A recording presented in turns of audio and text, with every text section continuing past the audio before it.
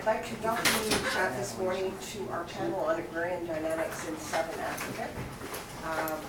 We have 3 speakers and 1 discussant, and I've forced them into being in front because I think they're going to all kind of be a circle here. And what we'll do is we'll have each of them speak for 15 minutes, and then we'll have time for discussion. Unfortunately, we've got a civilized number of papers, not 4 or 5. And that's partly due to me because I backed out of my paper. The first person who will talk to us is Lincoln Addison, former student of Baron Mine from Carleton, just finished a PhD at Rutgers, so congratulations, Lincoln. And literally just newly minted, as they say. And he's going to talk on Sinful Harvest, Church as a Terrain of Struggle in the South African Board Farm. But before he does, and I would tell you that when we got emails when he was doing field research in the days that he was here, he'd tell us stories about how one of his techniques of becoming part of the community was to preach the sermon on the weekend. And it was extraordinary. So, Lincoln, the floor is yours. Thank you. Are we using this podium over here? Anything you want to do. Oh my goodness, okay. Yeah. Let's just try to get somewhat organized here. So yeah, thank you everyone for coming. The paper that I'm going to present today is based on a larger project that examines changing labor relations in post-apartheid South Africa's agricultural sector. And this paper is a little bit of an experiment. I was telling Linda this morning. It's my first attempt, really, to make sense of the religious associations that I worked with on the one particular farm, which was my primary case study in my doctoral dissertation. And this farm is a large-scale tomato farm. I've called it Hedden Estates. And I conducted over 16 months of field work on this particular farm. So I'll just launch right into it. After a long day of traversing tomato fields in search of pests and diseases among the crops, Arthur, my roommate in the compound of Hedden Estates, returns to the compound. Without pausing to rest, he methodically gathers wood and builds a fire for dinner, begins to sweep the room and sets clothes in a bucket for washing. Following these tasks, he sits on a metal bench and reads a weathered King James Bible, copying portions of scripture into a small notebook. Allowing only a few minutes to consume sadza with tomato gravy, Arthur climbs the nearby Mopani-covered hill and enters a clearing to worship with his Pentecostal prayer group. His industriousness and disciplined attitude towards domestic labor and the sentiment of respectability that underlies it is not unique among compound inhabitants. What sets Arthur apart from most other Zimbabweans on the farm is his fervent Pentecostalism and sense of Christian mission. As he put it to me one day, our mission is to create opportunities for people to hear the word of God. There are so many things that people can get involved in, so many doggish behaviors. They can be involved in prostitution, others are drinking. But the more you attend worship, the more you can run away from worldly things.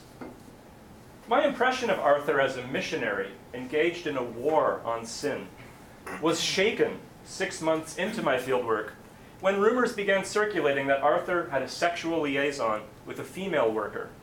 Rumors that he had first denied to me, but ultimately confessed. And ultimately, this case of backsliding, as it was called among Pentecostals, compelled Arthur to leave the farm permanently, as he felt his reputation as a Christian exemplar was ruined. This outcome perhaps suggests the limits of Pentecostalism as an organizational base from which workers might challenge unequal power relations in commercial agriculture.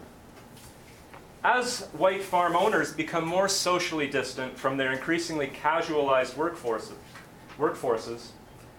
this is a process which is particularly evident on the large-scale fruit and vegetable farms along the Limpopo River, there appears to be a greater diversity and intensity of religious practices emerging in and around compounds where migrant workers live during their period of employment. What political possibilities might be opened up through these religious practices? Or conversely, how might these possibilities be limited or even foreclosed? In studies of farm workers elsewhere around the world and in Africa, scholarship often suggests that Christianity not only allows for a coping with suffering, but actually provides a basis for organization and activism. It's often seen as a kind of precondition for unionization. In contrast, I want to argue in this paper that the labor regime, the labor system of hedonist states, discourages such progressive articulations of Christianity. And in this paper, I'm going to discuss two church groups that I worked with. The more prominent group is called the United African Apostolic Church, or the UAAC, an example of an African-initiated church that appears widespread on farms throughout this region. It's known locally as a Zion church, and it actually draws the largest number of participants. The second, more smaller group among the workers is an interdenominational church, which I call the Inter-D, which is Pentecostal in orientation. The Zion church is very closely linked to farm management, but the Pentecostal group appears to represent an alternative center of influence and power. The demise of the latter group, this Inter-D group, suggests that when religious associations exist independently of this managerial group, they are very difficult to sustain. Moreover, the stringent moral requirements of Pentecostalism, particularly its call for sexual purity, are poorly suited for the farm environment. Church leaders face constant pressure and temptation to participate in the sexual economy, undermining their legitimacy as potential leaders in wider struggles on the farm. So before comparing these two church groups, I want to outline briefly how the labor regime of the farm limits church participation. At the most basic level, the labor regime of the farm restricts participation in church by requiring people to work long hours without leaving much time for reproductive labor or other pursuits. During the picking season, most workers work for 12 hours a day, Monday through Saturday. On Sunday, when both churches hold their services, this is usually workers' only day off. And the fact that the farm population as a whole exceeds more than 600 people during the picking season, but church participation is rarely more than 50 on a Sunday, is testament to the pressures of work and the variety of competing activities. And church does compete with numerous other tasks, pursuits, and pressures. The laborious task of gathering firewood or washing clothes can take several hours and is therefore often reserved for Sunday. Workers often migrate back to Zimbabwe on the weekend as well. Other activities are also sources of competition. Soccer games held on the pitch at Hedon Estates or other farms in the area are popular attractions that involve dozens of workers as spectators and players. In fact, church leaders often complain in their sermons about members of the church who choose to go fishing or to soccer games rather than attend services. In another case, dozens of young men often pass their Sundays huddled in front of one of the manager's televisions, watching sporting events or soap operas. Several workers operate businesses on Sunday, such as small spaza shops selling bread, candy, and cigarettes, as well as cutting or plaiting hair. I was told by many workers that Sunday is a popular day for pursuing love affairs. So despite these competing pressures, the churches are still probably the most prominent form of self-organization, collective organization among farm workers. Worship in the form of prayers, preaching, singing, and dancing helps workers cope with stress in their lives. And workers' attempts to overcome stress and insecurity can be witnessed in the themes of many of the prayers which are spoken during these services. Such themes include prayers for continued employment at the farm, prayers for healing from disease and sickness, prayers for success in future plans and projects, prayers for protection from evil spirits, and prayers to resist temptations at the farm. Moreover, participation in the Zion service in particular is one way to build friendship with senior figures on the farm, a form of friendship that might be useful when it comes time for deciding who's going to be laid off as the picking season draws down. So I'm now going to turn to the composition of the Zion Church and its place in the community. The Zion Church can be considered the official church of Hedon Estates because it is deeply integrated with the management hierarchy and draws the largest number of participants. The head pastor and founder of the church, a man I called Moses, is the brother of the most senior black manager on the farm and is also himself the supervisor of the loading team, a team on the farm which is responsible for gathering the tomatoes after they've been picked, bringing them to the packing facility. Other influential figures in the church, including prophets and other regular preachers, are long-term workers and foremen. On any given Sunday during the picking season, between 40 and 70 people, perhaps 30% of whom are women, attend the at least 4-hour-long service held under an open-air iron roof, which is actually the creche of the farm, the place where children are watched during the day.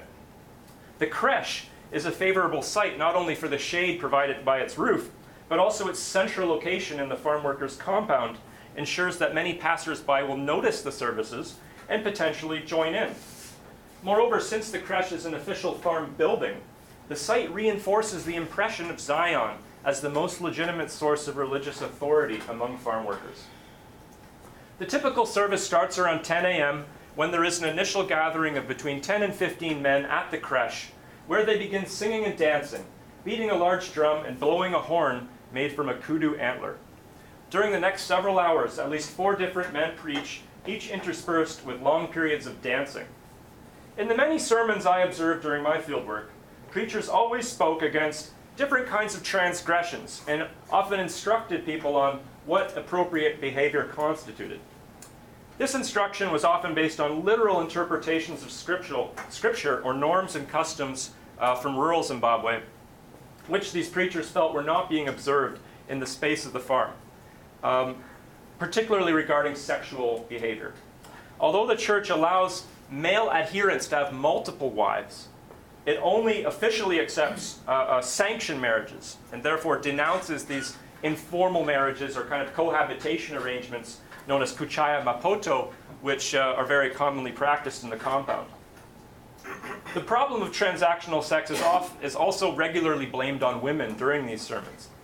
However, on occasion, a preacher will sometimes indirectly criticize another senior figure in the church for their own transgressions, as happened with Moses, the head pastor of this church. I detail in the paper how he was accused of impregnating a teenage girl in the compound.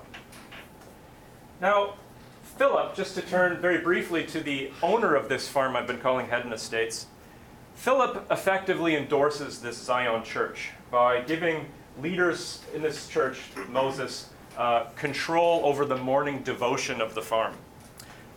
Practiced among the entire workforce every day before work begins, the morning devotion comprises of Bible reading, a prayer, and sometimes a short sermon by Moses or another senior Zion figure. More than half of the morning devotions I attended emphasized humbleness and showing respect for superiors. A recurring statement in Shona is spoken in Shona, Tino Fanira Kushingira, meaning we must struggle fully, implying people should take their jobs seriously and work well together. And Arthur, my roommate, who I kind of opened this presentation with, was once given the opportunity to preach at these morning devotions, but after giving one opportunity was never invited to do so again. Despite the attempts of the Zion Church to monopolize the space of Christian expression, starting in 2006, an alternative Pentecostal group emerged at Hedden Estates. And it was started by Arthur and a few of his friends. Initially, Arthur had been attending the Zion Church, but felt alienated from the worship practices. I was not used to the way they were doing things. They were not having time for prayer, not having time for preaching the word. The fact that so much of the service was dancing seemed to him inappropriate. At first, this Pentecostal group comprised only Arthur and a few other workers, and they would go off into the tomato fields, the outskirts of the compound, to pray and sing. Now, this model of worship that became the model for the group is something that Arthur and others were exposed to in urban parts of Zimbabwe. In contrast to the formal hierarchy of the Zion Church, there are no official leaders of the interdy. Each service has a chairperson and 1 or 2 preachers who in turn appoint the chairperson and preachers for the subsequent service. Services begin with upbeat clapping and singing, intended to signal to others that the service is starting, and according to some participants, put people in a happy frame of mind. The occasional use of English and the absence of drum, horn, and customary styles of dancing make the interdy services appear more westernized than the Zion Church. After a welcoming and introduction by the chairperson, there is an unstructured prayer session in which each person prays out loud to him or herself, creating a cacophony of voices for several minutes. The chairperson then invites people to give testimonies, which can take the form of a song or a statement, usually giving thanks to God for some helpful turn of events such as gaining employment, safe travels from Zimbabwe, or recovery from an illness. There is an emphasis on individual sin, but also on the individuality and exceptional status of the person themselves, which is somewhat absent in the Zion Church.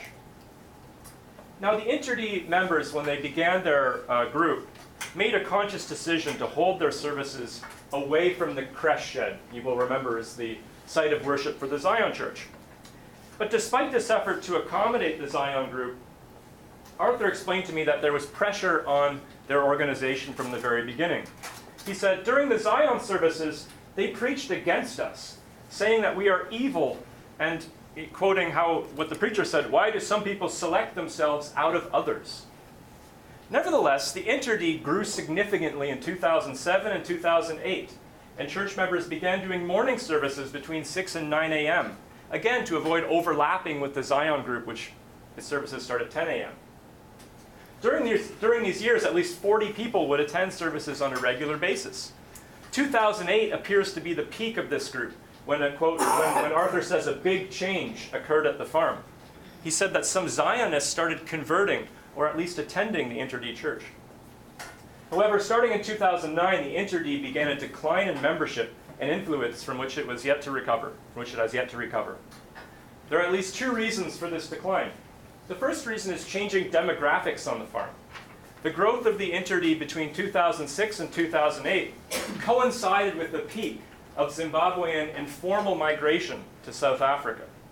If members left the farm in search of higher paying employment further south, they were often replaced by the steadily increasing number of border jumpers seeking temporary refuge or employment at the farm. In 2009, South Africa's immigration policies became much less restrictive.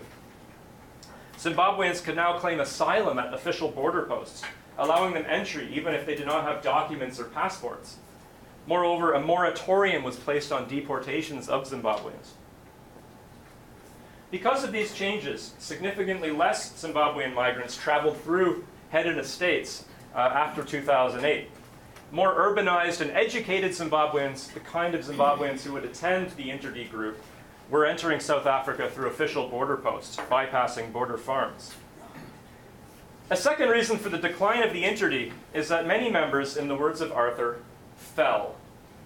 To fall, in the context of the farm, most often refers to sexual transgressions which violate the Pentecostal standard of morality.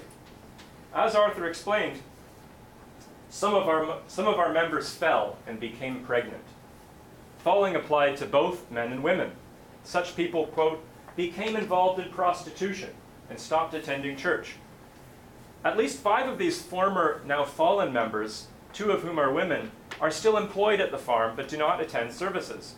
When I asked them why they no longer attend services, each pointed to a lack of time or being tired after work.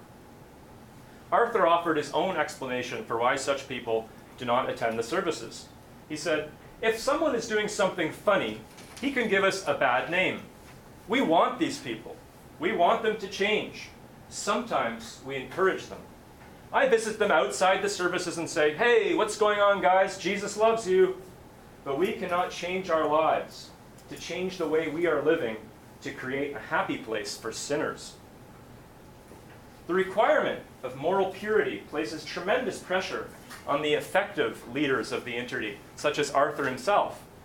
This pressure is more extreme than the sort that Moses faces as the leader in the Zion church. For the latter, his position and church are not fundamentally threatened by the fact that he may be involved in the sexual economy. Yet because the identity of the Interde depends on being different from the overall farm environment, it is undermined when people in that group backslide. In Arthur's case, his own backsliding compelled him to leave the farm. So in conclusion, the rise and fall of the Interde illustrates the limited space for alternatives to the Zion church. From its origins, the Interde was met with hostility by top structure figures who blocked Arthur's participation in the morning devotion and spoke against it in the Zion services. The marginality of the church is reflected in its services held on the outskirts of the compound rather than the prominent center of the creche. While managerial figures are able to successfully marginalize alternatives to the Zion Church, they cannot entirely foreclose the possibility of other church groups emerging. And the fact that the interdit did persist for several years suggests at least the potential for worship practices to critique the labor regime of hedonist states.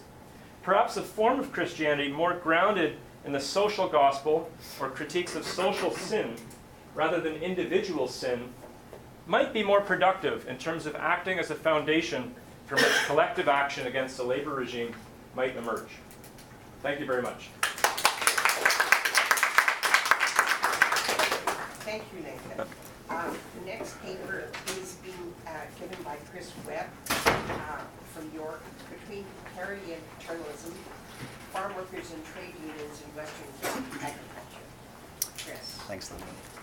I'll just hide behind you. Hopefully that works. First, thanks to Linda and Blair for organizing this panel. I think it's really exciting that we have people together. Lots of similarities between the papers we're giving, so I'm looking forward to the discussion. So the paper that I'm presenting today draws heavily from the fieldwork that I conducted in the Western Cape from about May to September of last year as part of my master's degree. Most of the research that I conducted was in the Breda River Valley region, which is about 200 kilometers outside of Cape Town, but also within the Hex River Valley region, which was the center of the farm workers' strike that broke out in September of last year. It was really exciting to be there at the time that I was doing field work, because there was both this debate going on around labor flexibility in the form of labor broking, this clash between unions and the ANC around banning and regulations, and also I was there for the early stages of the strike as well. So it was really interesting time to be doing this research, because these both kind of come together in my paper. So I'd like to explore three questions in this presentation. The first is, why is farm labor being restructured in the Western Cape? How have trade unions responded to this process? And then finally, what are the implications of recent farm worker struggles for agricultural labor markets, but also for the dynamics of rural struggles across South Africa? I think the fact that these strikes were unanticipated by unions and were led by non-unionized workers who organized their own autonomous worker committees has significant implications for the future of union organizing in the sector. And the fact that it came as a surprise to researchers is also indicative of the fact that we really don't have a clear understanding of rural social struggles in South Africa at the moment. So part of my research includes a sort of historical examination of labor recruitment by colonial and apartheid governments. And as some of you might know, this took a variety of forms: Masters and Servants Acts, the Native Land Act, influx and efflux control, and basically a range of legislation that tied wage laborers as tenants on commercial farms. The process resulted in a dualist agricultural model in which commercial farmers were heavily supported by the state, while small-scale and peasant producers were confined to smaller sections of land in the Bantustans. The result was a dramatic increase in farm employment from 488,000 in 1918 to 963,000 in 1957. This changes a bit in the 60s and 70s, where we see a sort of modernization of agricultural production. Tractors were introduced, displacing labor tenants in the 60s and 70s. And then into the 1980s, this trend sort of increases, where we get increased labor shedding, as the economy also enters a kind of economic crisis, which decreases labor demand as well. So despite, or perhaps because of these policies, throughout the 20th century, commercial farmers in South Africa have often faced chronic labor shortages. They've gone to great lengths to secure forms of cheap labor, either through recruiting from border regions and from Bantustans, or in the Western Cape, utilizing prison labor from rural prisons around the province.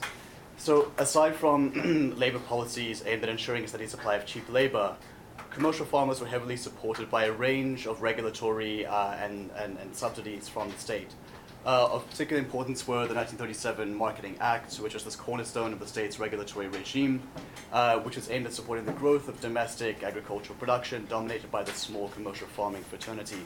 Things like wine, fruit production, deciduous citrus fruit were all heavily regulated from the early 20th century onwards, but these regulations were dismantled in the late 1990s. So the result is that we get this heavily subsidized production regime dominated by white commercial farmers who relied on the state for institutional support in inputs and research.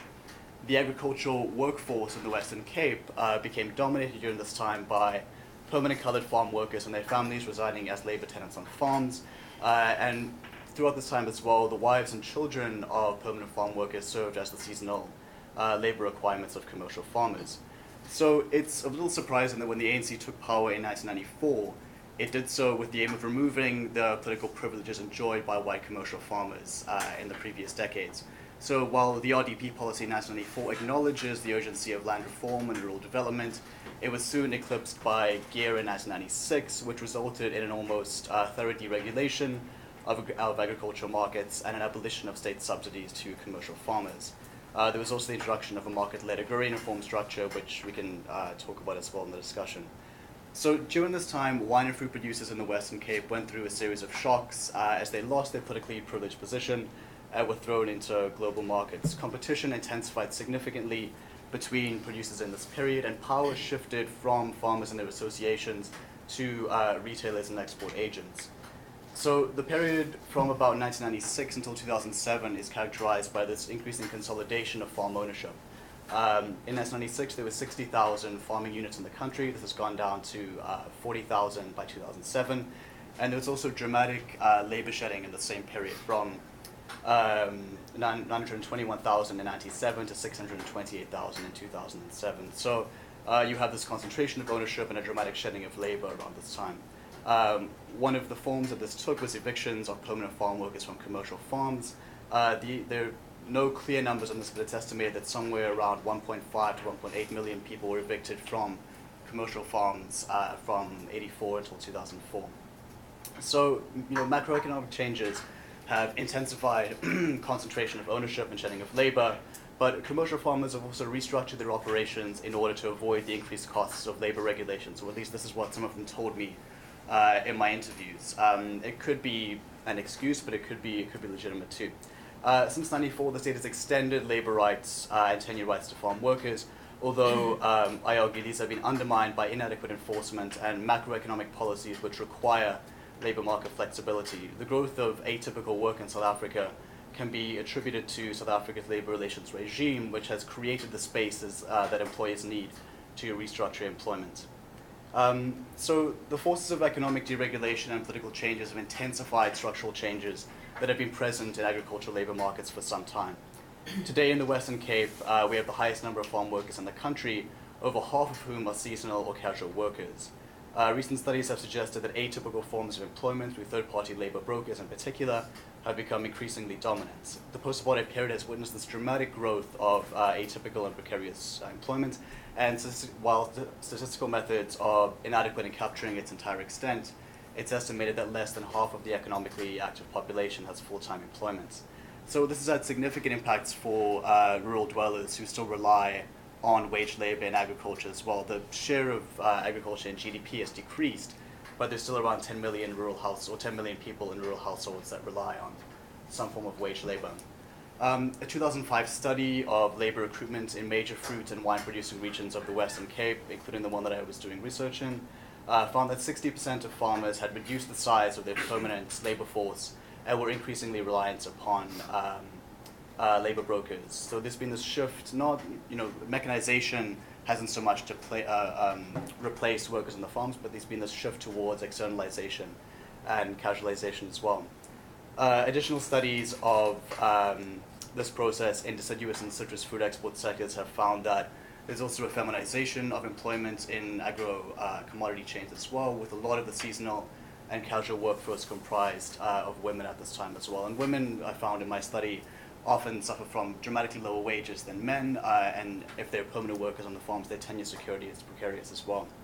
So among South Africa's trade unions, the most contentious form of labor flexibility has been labor broking, essentially a form of third-party contract work, which they argue drives down wages, furthers labor insecurity, and makes unionization incredibly difficult. The growth of labor broking has been dramatic in recent years, with CAAS calling for general strikes to ban labor brokers, labeling it a new form of slavery. But labor brokers are really this visible manifestation of the declining power of unions in South Africa and their limitations in representing workers outside of sectoral bargaining councils. But they also represent the tensions between CAAS and the ANC, who remains committed to a growth path which requires some form of labor market flexibility, even as CAAS is calling for additional regulations. So among trade unions active in agriculture in the Western Cape in my study, there was mixed responses to CAAS's call, with some unions backing the call for a ban, others favoring a form of regulatory oversight as they believed that it would be impossible to ban labor brokers completely as they were so entrenched in the agricultural labor markets. The union charged by CAAS with organizing farm workers, FAWU, stood firmly behind a ban. I believe that regulations introduced in July of 2012 would further entrench labor brokers as a permanent feature of the labor market.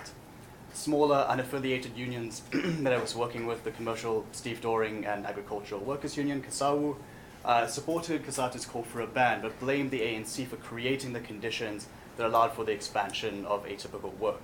The only union that I interviewed to favor regulation over a ban was a women's-led farm workers union called CAAS, who believed that a stronger regulatory framework could be enforced to their organizing efforts within both core and peripheral workers. So all of the unions in my study were in favor of some form of oversight, either through a ban or through regulations, but few of them were actually actively attempting to organize these precarious workers. Or as one CAAS official told me, currently we have no strategy for these workers.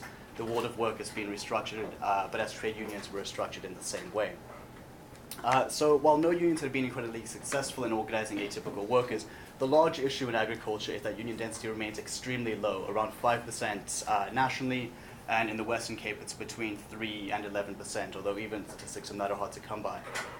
The challenges in organizing these farm workers are significant, and two of the most common complaints that I heard from unions was the dominance of labor brokers, but also the continued dominance of paternalistic structures in rural areas, which they said reinforced racial and gender hierarchies among permanent farm workers and reinforced this dependent relationship between the farmer and employers. And it really harkens back to the legacies of slavery, unfree labor, and also alcohol dependency within the Western Cape as well, that has entrenched forms of paternalism over the decades. Even as it's eroded, it's still present in some form. Unions that I interviewed saw this relationship as a residue of a master-slave dependency, which made the entry of any third party extremely difficult. And it's true that obligations between permanent farm workers and employers go beyond the wage contract and include housing, transportation, access to medical care, and this belief in some ways between or among farm workers, but certainly within commercial farmers, that the farm itself comprises some sort of self-contained family unit. Most trade unions, though, have failed to negotiate the politics of paternalism in a way that's beneficial to farm workers. Paternalism is a hegemonic practice which relies upon both the mastery of the farm owner and the consent of farm workers, who often obtain significant material benefits from paternalistic structures. The rights-based approach that's been advanced by most trade unions has eroded these paternalistic structures, but often with adverse effects for workers. So there's been a formalization of labor relations on some of the farms, but this has not necessarily translated into improved benefits for farm workers. A few of the unions that I was doing work with have attempted to challenge paternalism through sort of social movement campaigns, encouraging farm workers to speak out about labor rights abuses or human rights abuses on the farms. CAAS has adopted a more adversarial approach in their relations with farmers, while unions like CAAS have been able to sort of grapple with the complicated politics of paternalism in a way that's allowed them to make some sort of claim for farm workers and advance their interests. This approach certainly has its own limitations, but I don't think that it should be seen as sort of acquiescence to the powers of paternalism. CAAS embodies what Fiona White has described as this dual power approach, which involves building both sort of a radical grassroots movement of farm workers, and particularly women, at the same time as they position themselves as a legitimate voice for farm workers in policy and commercial circles as well. But the fact that paternalism presents such a significant obstacle for trade unions is indicative of the organizing efforts of most unions, which have been confined to permanent farm workers. Most unions are employing an organizing model which has been criticized as being entirely inappropriate for the agricultural sector, and it's really in many ways placed the concerns of urban workers ahead of rural workers. The struggles and desires of rural dwellers are often quite different from urban workers. In order for unions to gain a foothold in rural areas, they will have to go beyond the wage contract and grapple with these manifold experiences of rural precarity, which include things like low wages, but also landlessness, poor service delivery, inadequate housing, and limited access to education and training. For many rural workers, it's not only work itself that is precarious, but the social reproduction of households and communities. So in my paper, I argue that the struggles of precarious farm workers are not purely wage struggles, but contestations of post-apartheid social citizenship. Despite being covered by labor regulations, farm workers have not enjoyed the labor rights of industrial and urban workers. The challenge facing unions is to empower farm workers to full social citizenship while pursuing an agrarian reform agenda that undermines the basis of rural social inequality, which is access to and control of land. So I think it's necessary then to sort of amend Henry Bernstein's new agrarian question of labor, which suggests that struggles of fragmented classes of rural labor today are over and for access to land.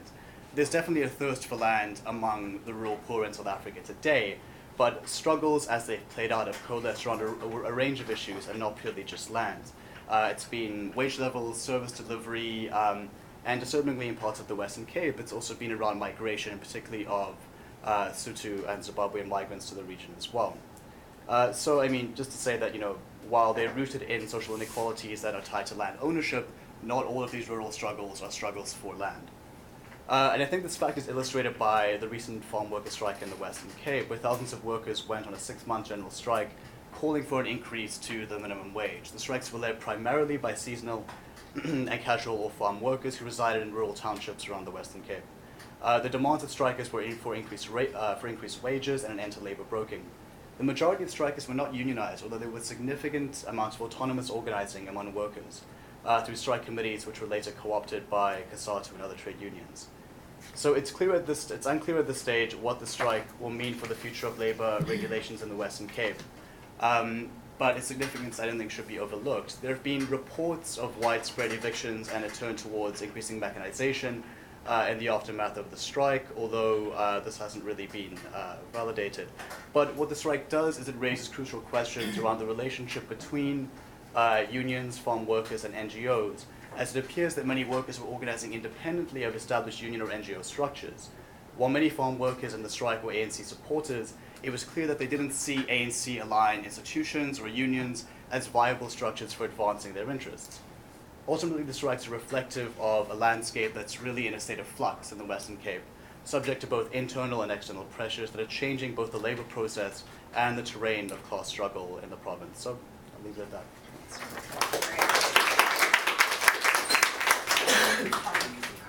Yes. And final speaker, Toby Morrison, Dean's and Carleton, I should say, SMS Agricultural Marketing and Class Project in the case of the Zambia National Farmers Union.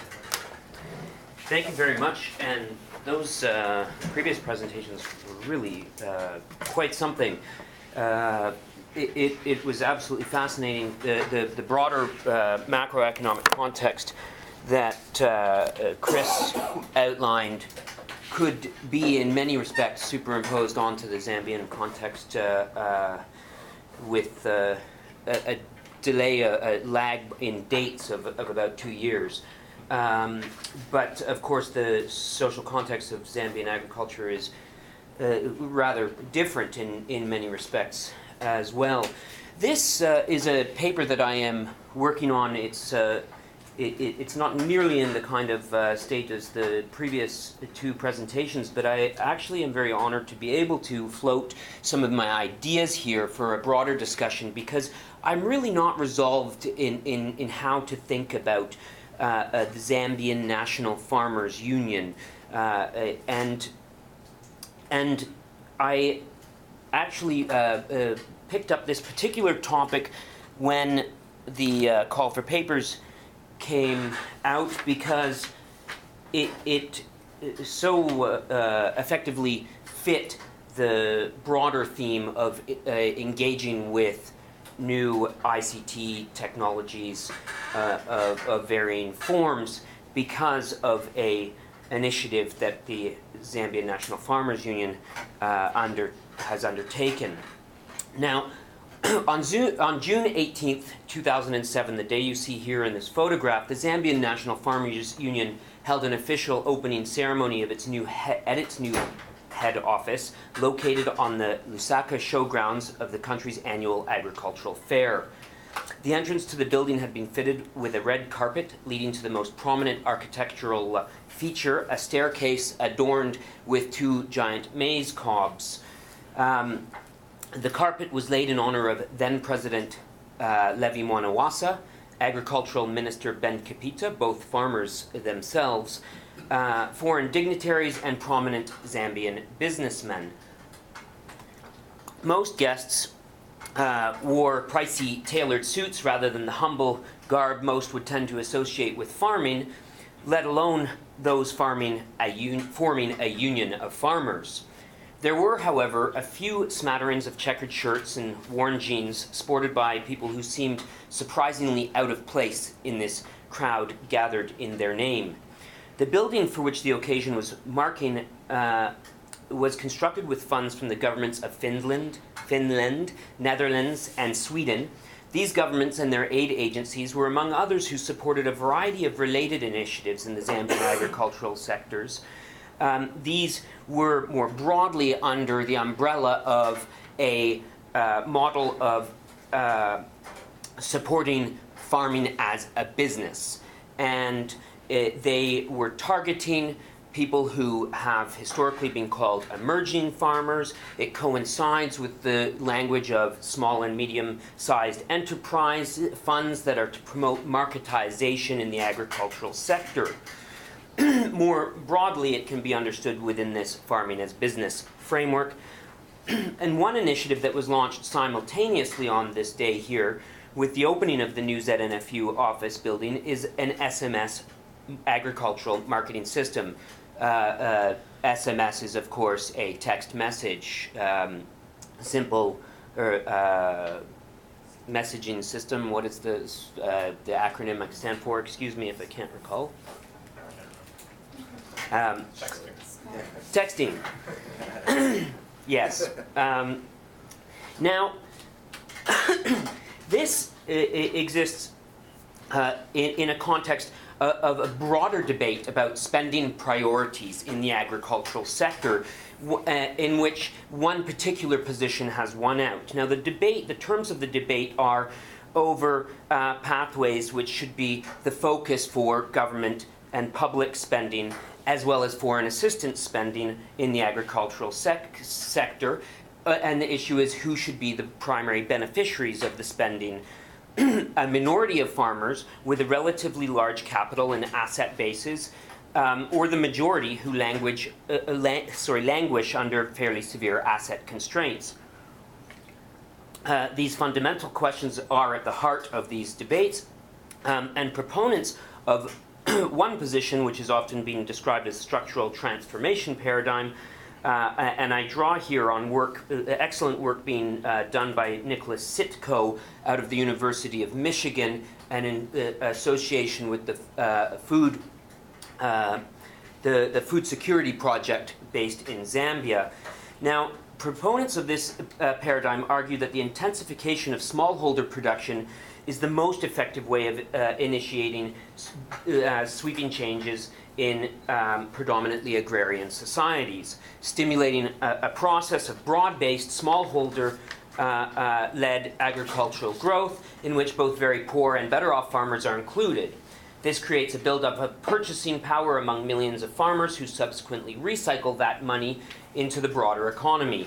Broader demand and growth sparked by this process creates employment in urban areas, increases the demand for food and other farm products, contributing to this virtuous cycle. And yet for others, the massive constraints in African smallholder production and marketing systems make it improbable for very small farms to be engines of agricultural-led capital accumulation, land consolidation, farm expansion, and significant production gains. Here within this argument, you have people like Paul Collier as being prominent among them.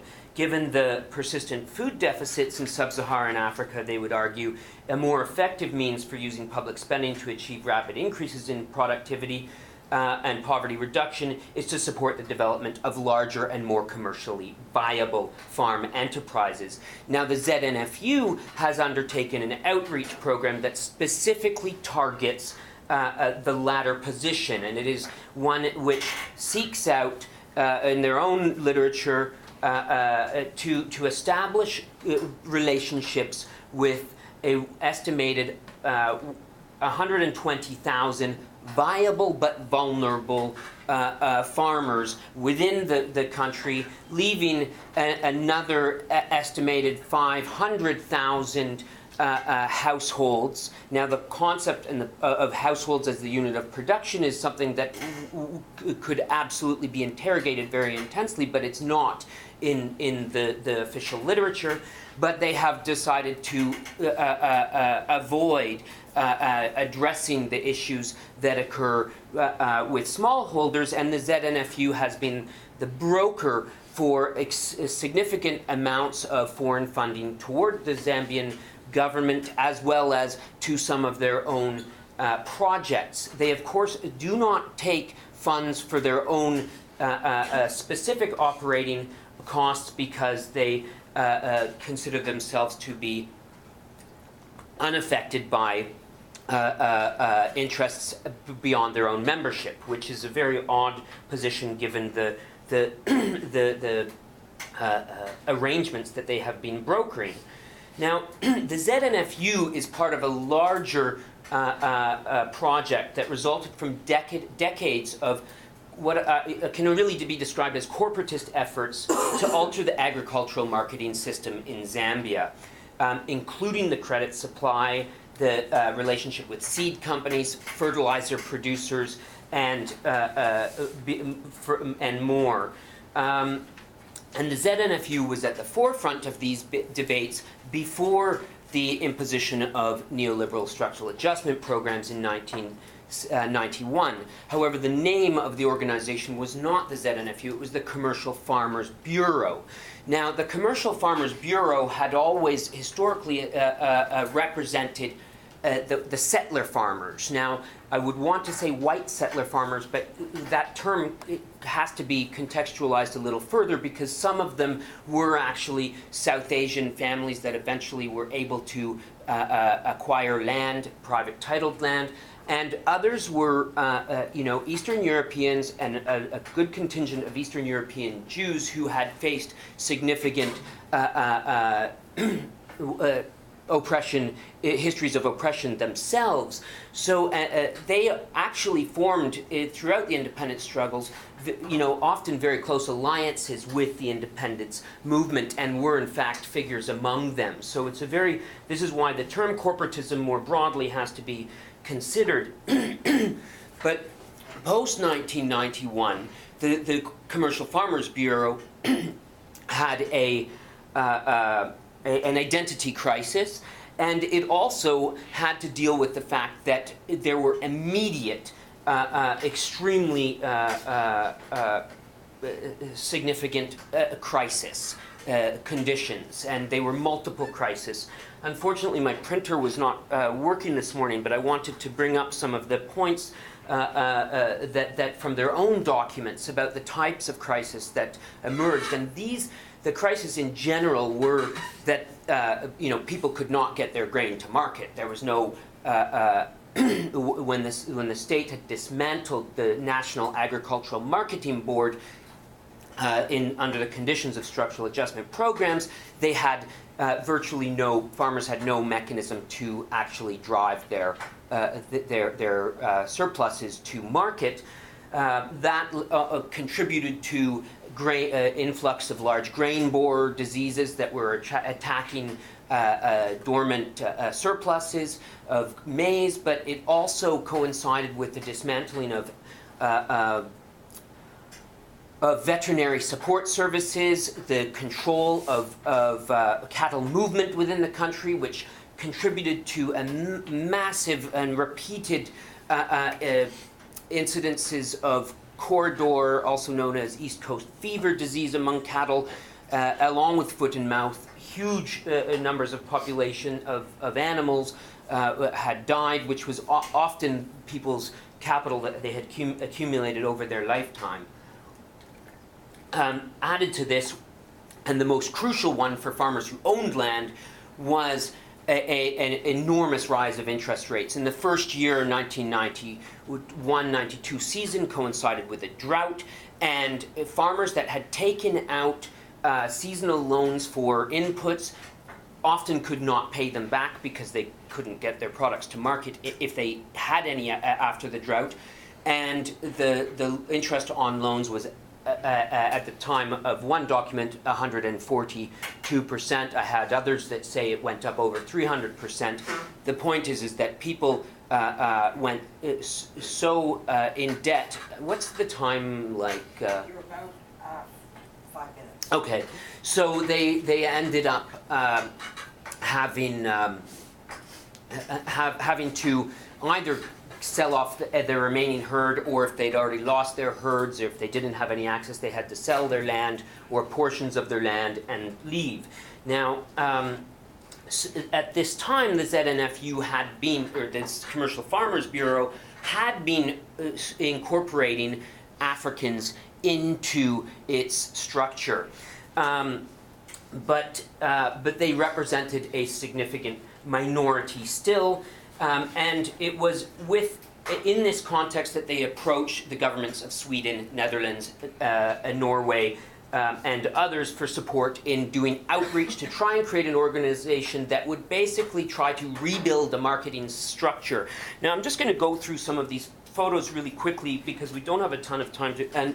But I think they're really interesting in context of the discussions in this topic. Here you have President Levi Mwanawasa surrounded by the dancers who were there to mark the occasion, who are all wearing the Zamtel T-shirts that are given to them by the largest cell phone provider at the time in the country. It was bought out actually shortly after this by a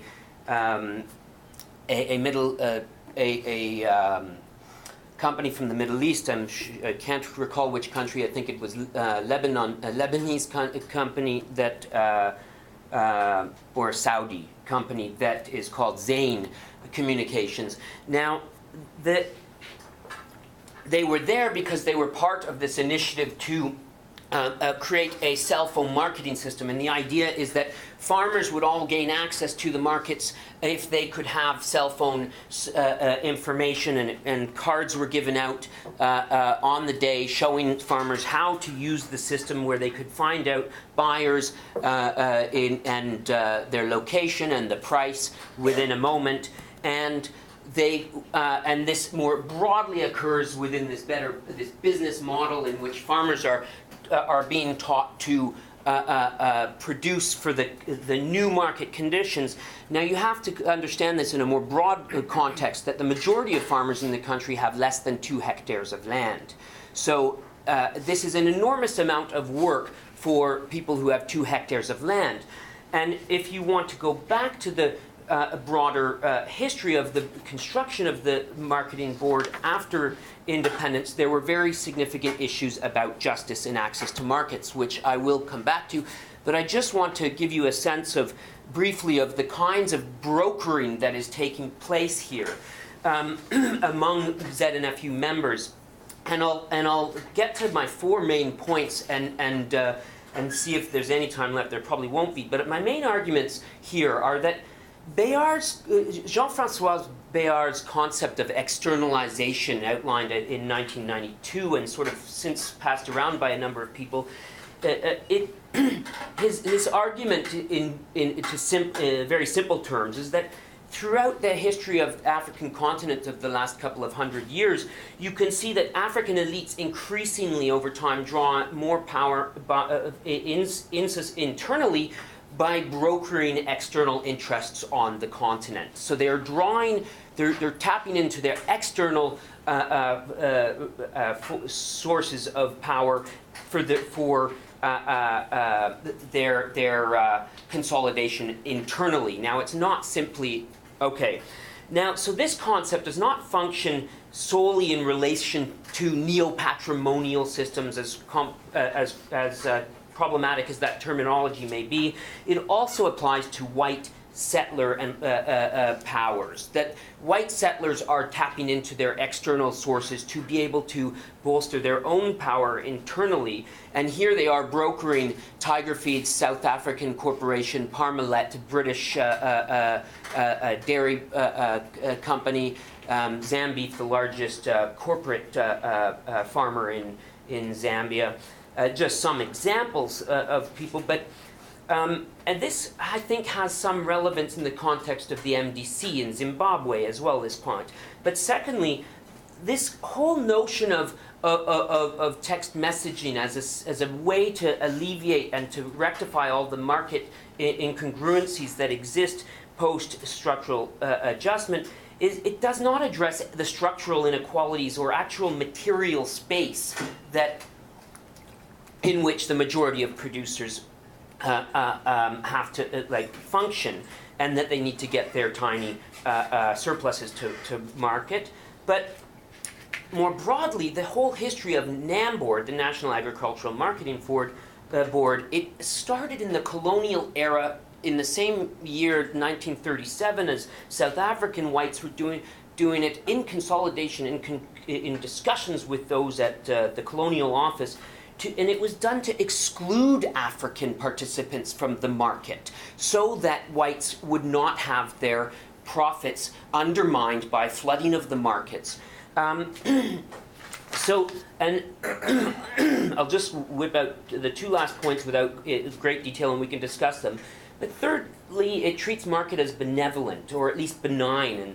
And this, I think, there's significant commonalities between the Habermasian notion of sort of communicative reason, Anthony Giddens kind of thinking of undermining third-way social democratic projects that seek to smooth out space and speed up transaction times to make capitalism work better. But it doesn't deal with the broader context, which I don't have time to go into. But fourthly, the point is that the ZNFU represents a very different strategy for securing white settler farmer interests than the case of Zimbabwe. And it was not entirely separate, because much of the marketing infrastructure, particularly around tobacco in Zambia, was intertwined with Zim farmers. But in Zambia, there was a point where they took a different approach. And this started in the colonial era, and it was an approach, a strategic approach of class collaboration with African accumulating agents, farmers and other business people among the African elite. And that is something that I think deserves a little more attention. But I'll leave it as a nice image here. You'll enjoy the appropriation of the independence struggle imagery here of a statue that exists in the center of Lusaka of, as you know, the enslaved African breaking their chains at independence, and now it's being offered in a tariff plan by Celtel. So I'll leave it there for the moment. I didn't get to touch on too much, but hope we can talk more. Claire Rutherford is going to be discussing. Great. Thanks everyone for the great papers. It's wonderful here. I'm starting to feel my age here to see the next generation of great scholars working on agrarian dynamics, and particularly for the first two papers on labor dynamics in South Africa. And thanks also to at least, I got a couple papers a few days ago, which I appreciate, and the other one I was trying to scramble some notes as I heard, but probably going to see a bit of unequal treatment here. Sorry about that, but more for the discussion time. The papers bring together rich insight into agrarian dynamics in Southern Africa, blending fine attention to the micro politics of racialized, class, and gendered inequalities that lace and define various aspects of agricultural production, as well as the wider political economies that shape access to land, labor relations, and markets. As importantly, these papers insist on speaking to organizational efforts that intersect with these class, race, and gender relations, as their own hierarchies become entangled in them while they perpetuate, or even if they seek to challenge, if not transform, some of the asymmetrical relations. I like the papers for this fine attention to these different scales, localized and national, if not international, while critically assessing organizational initiatives in terms of their potential political impacts.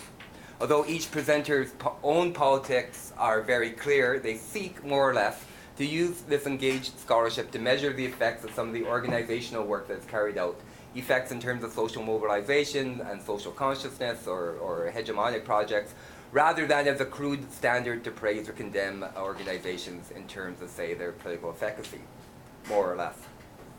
Chris Webb does a wonderful job capturing some of the main shifts in farm labor in the Western Cape over the last few decades as a way to allow one to appreciate the type of labor organizations working with them today, and more particularly their limits, particularly in light of the recent widespread labor actions in certain areas of this South African province.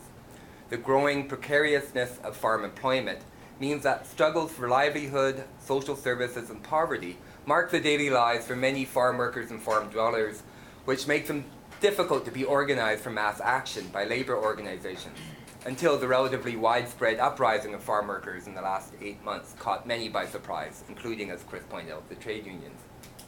Chris notes some of the divisions that have marked this labor action, but I would be interested to learn more about the autonomous organizing by the farm strike leaders and how COSATU and other trade unions actually co-opted and later demobilized it, as you mentioned.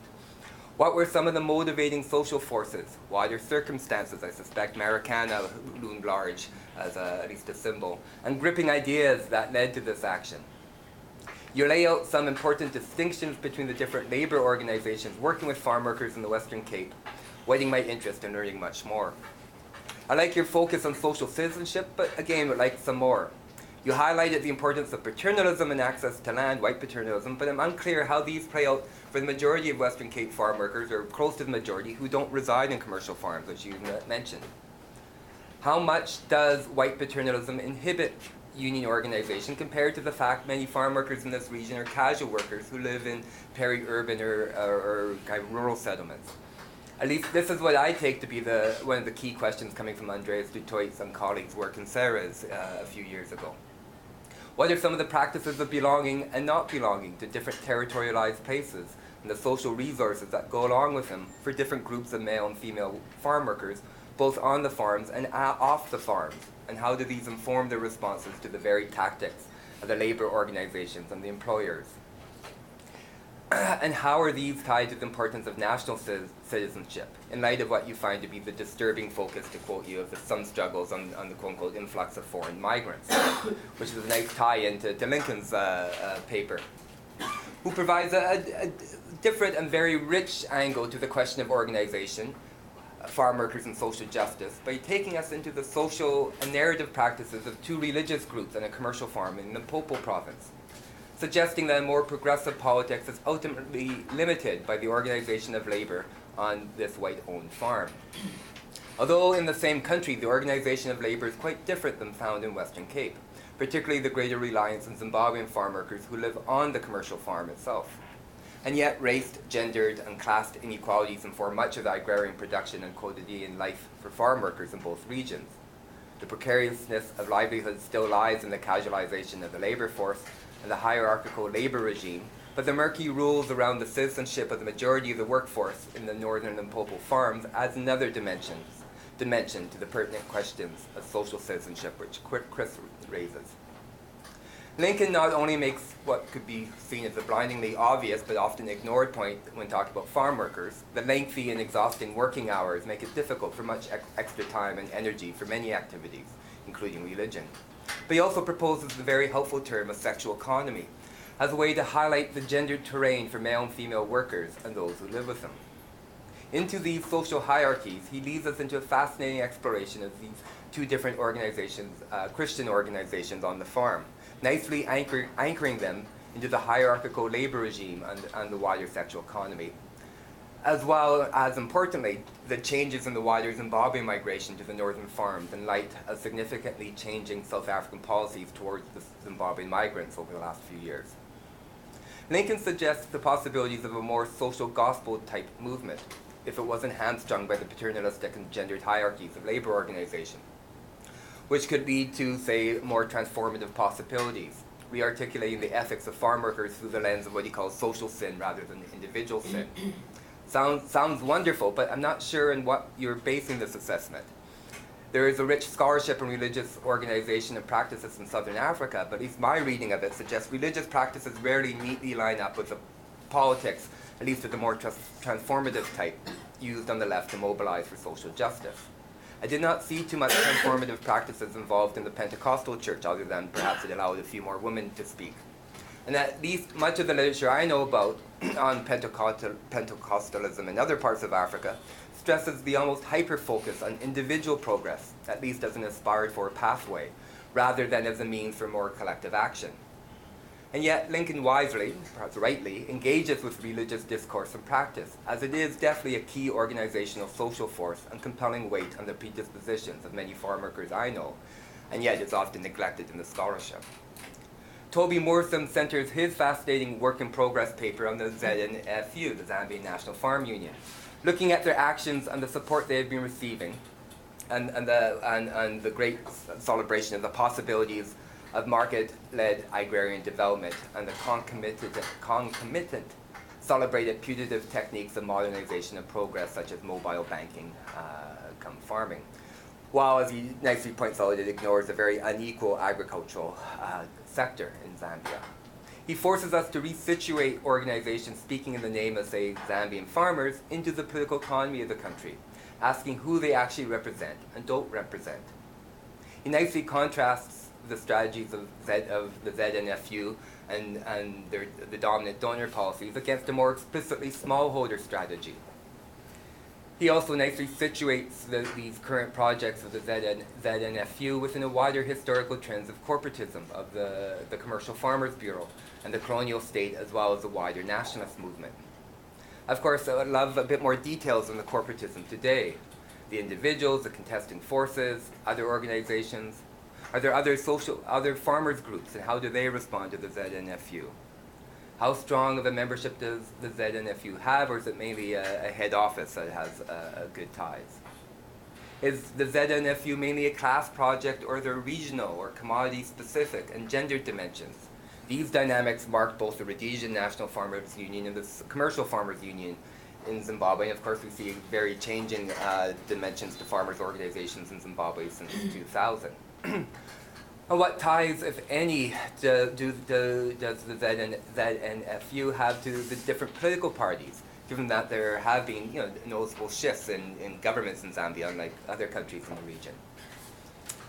So to conclude, explicitly politically inflected scholarship, I find, is extremely important, and particularly refreshing for me is that these presenters demonstrate a subtle and supple attention to some of the nuances of the intersection of varied scales of action.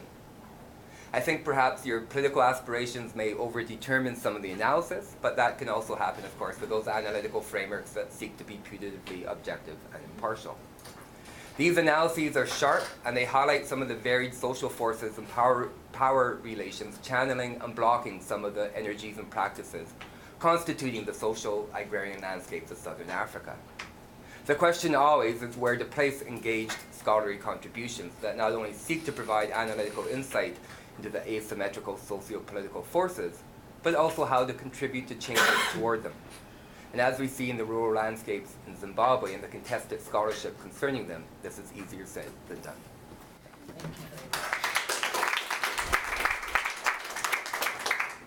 Okay, let's open the floor for questions and discussion. Three very distinctive contributions and an assessment. Yes, can you identify yourself, please? Yes. Morning, everyone.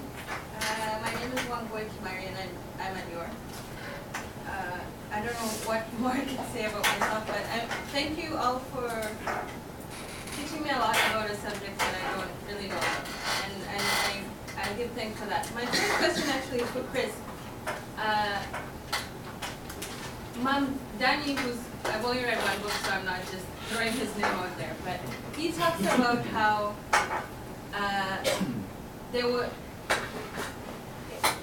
there was always COSATU and other unions and other, I think it was mine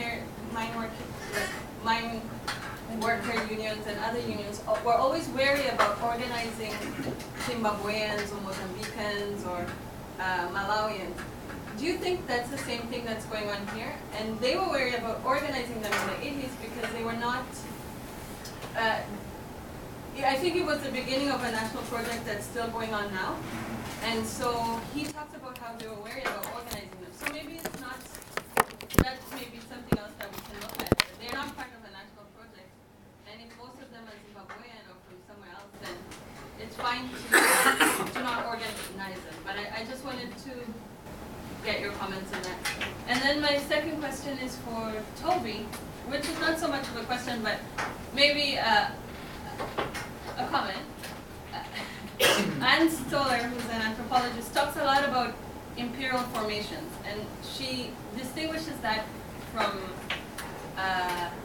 somewhat like neocolonial practices in that she says they're not overarching, as in you can't discern an overarching violence, but it's an imperial formation that is very insidious, is very performative, but it's also co-ops a lot of bodies that were not initially powerful in the colonial project. So maybe you could look at how she talks about imperial formations, because the way these white farmers co-opted and changed strategy is very depictive of a strategy that, while it's not overarchingly, we can't say it's overarchingly violent, is in some ways co-opting to conduct the same kinds of action in other ways. So just a comment. Carol. From State University of Brunswick. Question for Chris first. Actually, not a question. Well, sort of a question. Could you expand a little bit more on what you're thinking about, or what you're referring to with the organization of farm workers that sort of works with and through the paternalism that tries to use that as a basis on which sort of a kind of broader socially based or social reproduction based approach to organizing? Because of course some little bits and models around the world, very interesting kind of topic. I'd love to hear more about that. And Toby, one of the things I was thinking about as you were presenting is the sort of the international dimension, which of course wasn't your project and therefore you didn't really focus on. But I'm wondering if you have any thoughts on that. And of course, right now what we've seen is right now we're in a period where all of a sudden sort of global capital has discovered Africa. It's considered to be the next growth region after India, and there's new bonds being floated on the euro market, including I believe one from Zambia. There's new index funds and mutual funds. Like all of a sudden the market has said, yeah, this is where we're going to make our next trillion. Not, of course, an unprecedented situation for the continent, but certainly not something we've seen for the past 30 years. 50 years. Do we see some relationship between what's going on at the national level in terms of thinking about how to organize access markets more directly and so on, sort of deconstruction, reconstruction of models at the national level, and some of this new framework that seems to be emerging at the global level? One for Lincoln. You mentioned, I'm Graham Fox from Carleton. You referred to the labor, or the labor arrangements on these farms as being casualized, suggesting that they're becoming more casual. And I was hoping you could clarify what you mean by that, because the way you describe it is that these people live and work and worship on this farm, and that it's sort of a total institution at the same time as becoming casual. So I was hoping you could clarify that a little bit. Catherine, we've got a good first set, if that's okay. Can we start maybe with Chris and then move through Lincoln and Toby? Sure. Thanks for all your great questions, and thanks to Blair for those insightful and important comments. From one voice question, I don't think any of the unions are against organizing Zimbabweans. In fact, most of them I spoke to said they would actually like to do this, particularly the smaller unions like Zipula Sonke and Kasawu. They would like to organize Zimbabweans into workers. The fact is that they were focusing mainly on big commercial farms where they can get access to the farm and organize permanent work around things like housing issues, wage levels. So, I mean, their organizing efforts are excluding Zimbabwean institute workers because they mostly work as sort of, temporary migrant workers in these regions. So I don't think they're against it, but I mean, there are tensions though between, permanent colored farm workers and the union organizers who are predominantly colored, and, Zimbabwean migrants and African migrants from the Eastern Cape as well. So there are some clear tensions there, and in the Hex River, where I was doing some of my research, in 2008, there was severe xenophobia. 8 people were killed, 8 Zimbabweans were killed in that region at that time. So when I was doing research there, when the strikes broke out, I was with some ANC councillors who were going around the townships telling Zimbabweans, please don't work for labor brokers scavenging on this farm while the strike is going on, because it's going to end up really badly. So there are tensions for sure. For Carolyn's question, comments, yeah, it's a really interesting case. This is Sukula Sonke, which is a women's-led farm worker union in the Western Cape. And when I say they've sort of worked within paternalistic structures, what I'm saying is that they haven't sort of used the same type of militant industrial unionism that has been transplanted from urban areas into rural areas, which really in most cases hasn't worked very well. They've tried to think about how to adapt to the realities of rural social relations as well. So between them and other unions, they said these other unions, they get in fights with the farmers all the time. Whenever they organize a farm, immediately everybody gets fired, it has to go to arbitration. It's just a mess, right? So they've tried to figure out how to work with commercial farmers in organizing farm workers. So that's why I say, it's had real benefits for some of these members, at the same time as it has, limitations in thinking about agrarian transformation broadly as well, because it doesn't really contest paternalism, but it's really challenged it very much. And they're also funded by a major NGO, so I think they're also very hesitant about political positions they take. Thanks for the question, Graham. I think your question actually is really good because it touches on one of the peculiarities of this region, this northern Limpopo region that kind of nestled along the Zimbabwean border. And that peculiarity is that most of the workers are casual in the sense that they are migrant workers, non-citizens in South Africa, employed often on a monthly basis with contracts that are continually renewed.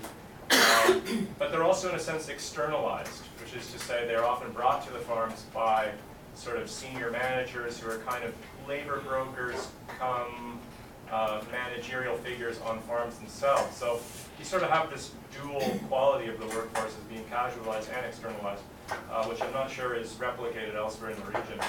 And yes, it's true, they're casual workers, but they're also living most of the year under the nominal authority of the white farm owner.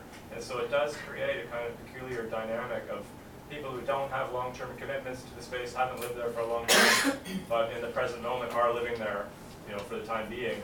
And so, I've characterized this changing dynamic as a kind of delegated despotism because, the farmer's authority is so much reliant on these black intermediaries to kind of ensure labor control. Can I just respond quickly to Blair's discussion? I just want to thank Blair for the really insightful discussion of the papers. And I agree with him. I think it's a fair point that, to a certain extent, the analyses are over-determined by our political aspirations. But what I was pointing to there towards the end of the paper and calling for kind of a focus on social sin rather than individual sin is part of this realization that where farm workers have successfully organized, for example, in Florida with the Immokalee Coalition of Workers or the United Farm Workers in California, it's often been through the Catholic Church and liberation theology as a kind of organizing discourse.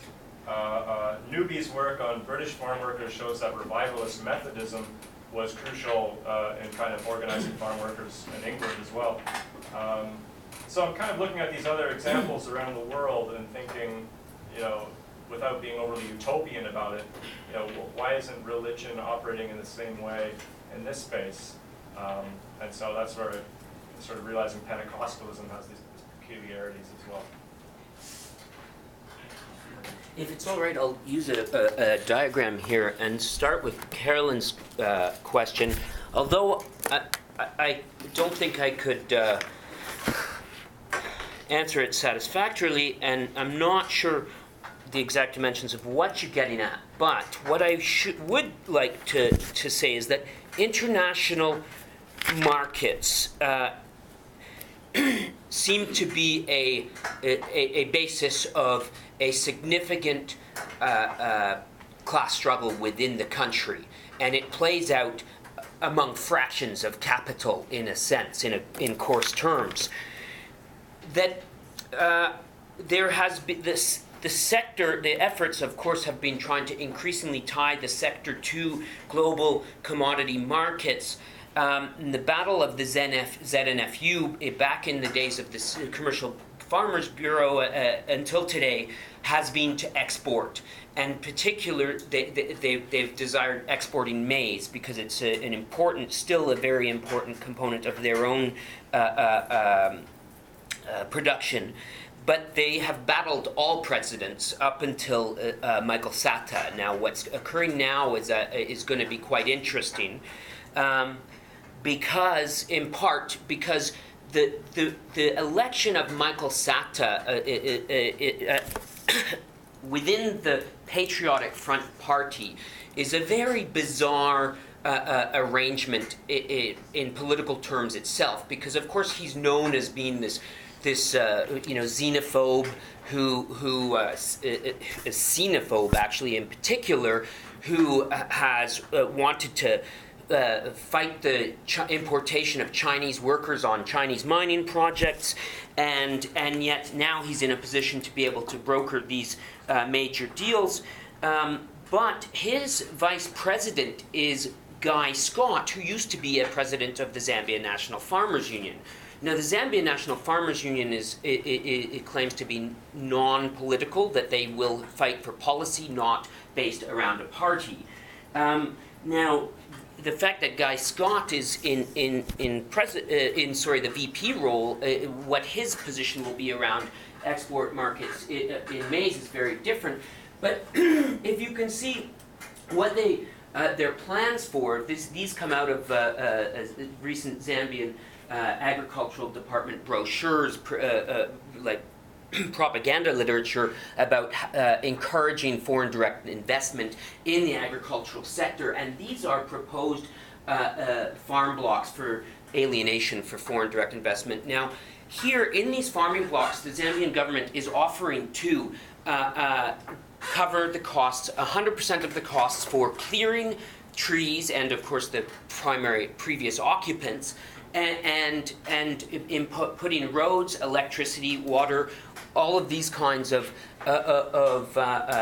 infrastructure to be able to support foreign direct investment. And what they want is to replicate a model that started in southern province in Mazabuka, whereby Zambia Sugar has a core investment and then does outgrower schemes with the local farmers in the area. And this is the extent to which they propose. They're focusing on 3 right now. Now, how far they've gone in this process is hard to know. This comes from a 2010 or 11 document, and its figures, it cites the recent figures of production of export commodities. Among them, one interesting one, as just an example, is floriculture. Now, floriculture is entirely tied to European markets, with the exception of some exporting to Niger for some reason. But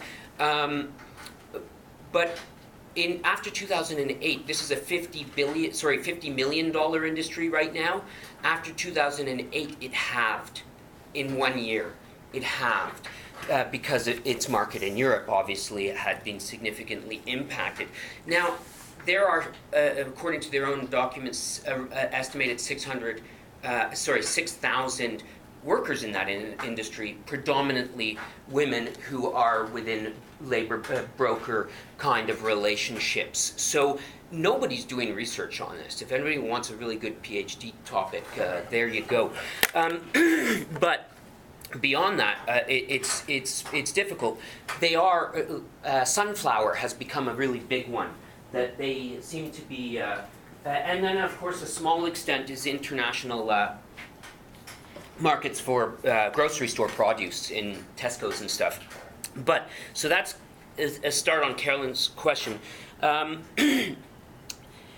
Stoller, Wang Gui, the use of Stoller, her work as well as Frederick Cooper's I think is exceptional. It's very, very pertinent to be sort of used alongside the more classic world systems kind of literature of Samir Amin. I think is still extremely relevant.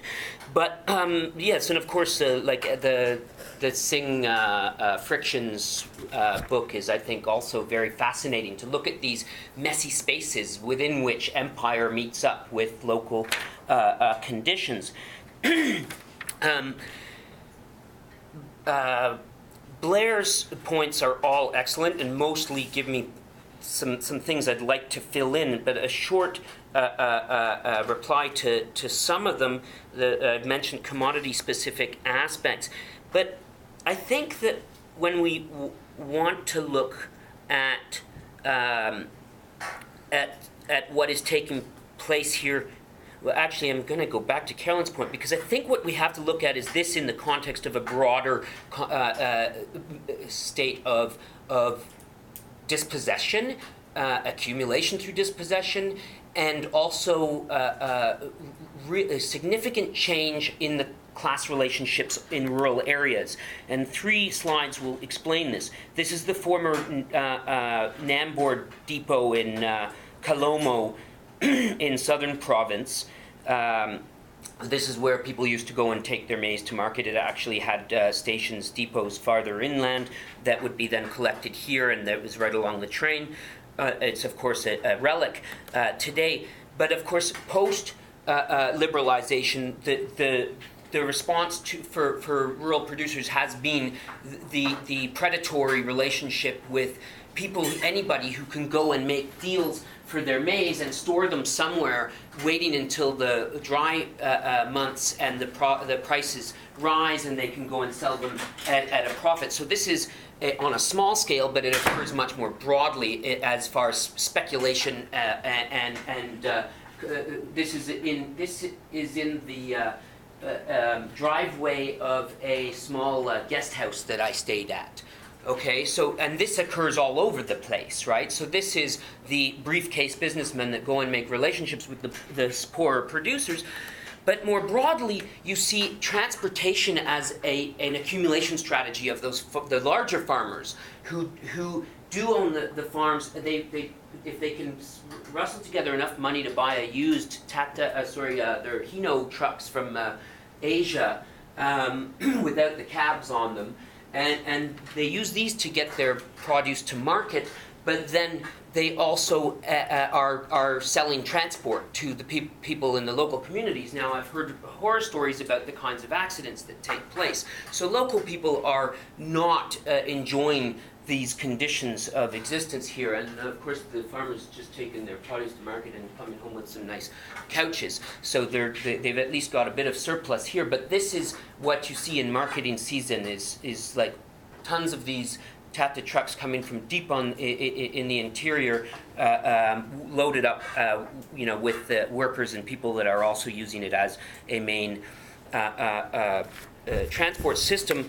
But this I bring up because there's comparisons with cases I've read in Senegal with the Mouride Brotherhoods that they manage. Carlos Oya has done work on this. Well, they manage these farmers that were accumulating within the system of Mouride Brotherhoods would become a bit of a religious leader and then be able to command labor for free, and then once they graduate to that point, they actually try to escape agricultural production and go strictly into transport. So transport is a better overall strategy in the longer run, and that's where they're getting the profits rather than solely off of the commodities. I don't know the details, of the circumstances in Zambia around this, but I think that's something I can identify. And lastly, I think I can just leave it there for the moment. I hope I And Blair's questions are the hardest. And I could talk about them further, but I'll leave it for now. Okay, I think we're out of time, so I'd like to thank the panel and Blair very much and you.